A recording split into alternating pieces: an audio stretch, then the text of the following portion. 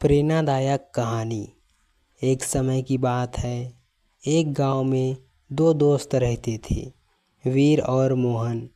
वीर बहुत ताकतवर था।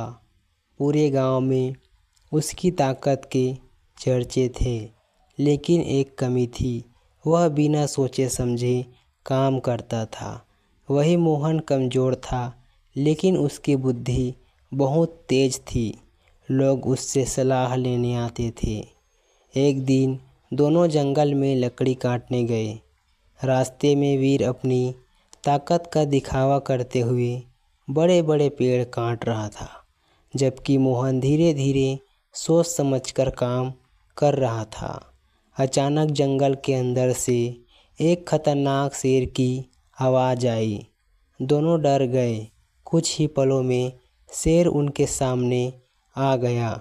वीर घबरा गया।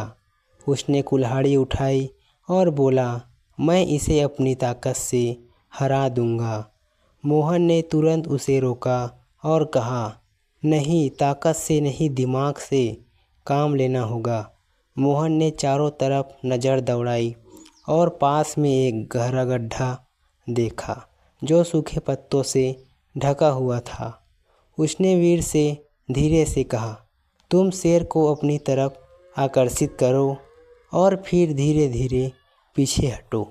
वीर ने वैसा ही किया। वह शेर के सामने खड़ा हो गया और ज़ोर ज़ोर से आवाज़ करने लगा। शेर गुस्से में उसकी तरफ दौड़ा। जैसे ही शेर पास आया, वीर धीरे धीरे पीछे हटने लगा और मोहन के बताए रास्ते पर चलने लगा।